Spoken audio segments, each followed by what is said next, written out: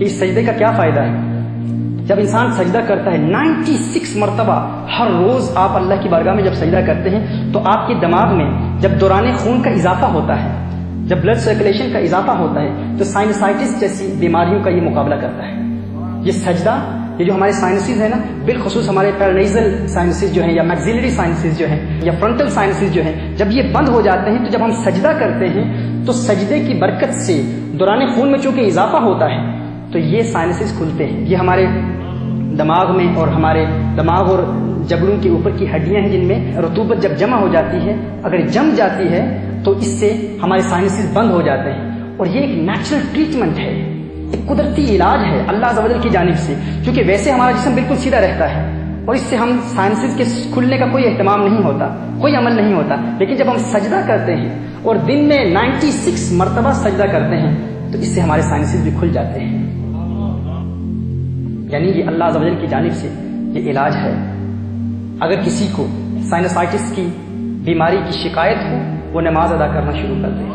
اللہ کی بارگاہ میں سجدے کرے اور ساتھ میں آپ صلی اللہ علیہ وآلہ وسلم کی سنت کے مطابق سجدے کرے۔ آپ غور کریں کہ یہ ڈاکٹرز ہیں آپ کو جو دوا دیتے ہیں ناک کے بند نزلے کے علاج کے لیے، تو وہ کیا کہتے ہیں، کس ترتیب سے کہتے ہیں کہ کیسے دوا ڈالنی ہے؟ وہ کہتے ہیں اپنے سر کو جھکا کر۔ کیوں؟ کیونکہ سر کو جھکانے سے دوران خون کا اضافہ ہوتا ہے، بلڈ سرکولیشن کا اضافہ ہوتا ہے، جس سے سائنسز کھل جاتے ہیں۔ تو دیکھیے فائبروسائٹس کا علاج اور سائنسائٹس کا علاج اسی سجدے میں ہے۔ وہ ایک سجدہ جس کو تو گراں سمجھتا ہے، ہاں وہ ایک سجدہ جس کو تو گراں سمجھتا ہے،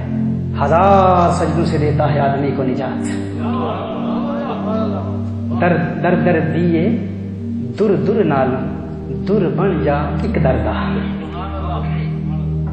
چبل کتا کیوں خویندہ ہے در بن وقتاں وردہ۔ در در کی ٹھوکریں کھانے سے اللہ کی بارگاہ میں سجدہ کرو بس۔ یہ سجدہ، یہ عبادت، یہ نماز ہر بیماری کا علاج ہے۔ ہمارے جسم میں ہمارے یہ جو پھیپھڑے ہیں، ہمارے لنگس ہیں، دن میں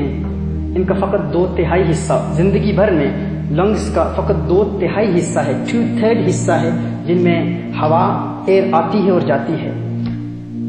داخل ہوتی ہے اور پھر خارج ہوتی ہے،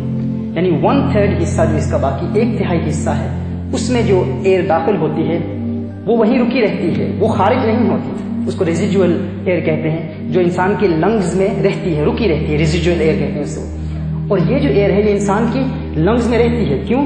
کیونکہ انسان جب سیدھا کھڑا رہتا ہے تو انسان کے پھیپھڑوں میں یہ 2/3 جو ہوا ہے فقط اسی کا دخول ہوتا ہے، اسی کا خروج ہوتا ہے، اور یہاں ہی فریش ایئر آتی ہے، فریش ایئر جاتی ہے،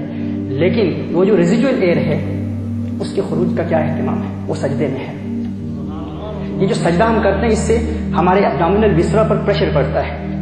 اور ہمارے جب یہ پریشر ڈالتا ہے ہمارے ڈائفرام پر، اور اس کے ذریعے ہمارے لنگس پر پھر زور اور دباؤ پڑتا ہے، اور جب ہمارے لنگس کے اس حصے پر زور پڑتا ہے کہ جس کے نتیجے میں یہ ریزیڈول ایئر نکل جاتی ہے، یعنی ویسے 2/3 حصہ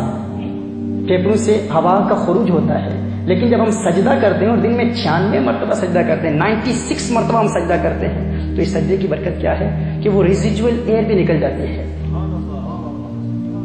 اور اس کے نتیجے میں تازہ ہوا ہماری لنگز میں آتی ہے اور وہ خارج ہوتی ہے۔ پھر کیا ہوتا ہے کہ انسان لنگز کی بیماریوں کے بہت کم، لنگ ڈیزیز کے بہت کم چانسز ہوتے ہیں، یہ بھی سجدے کی برکت ہے، اور پھیپھڑوں میں بھی قوت پیدا ہوتی ہے۔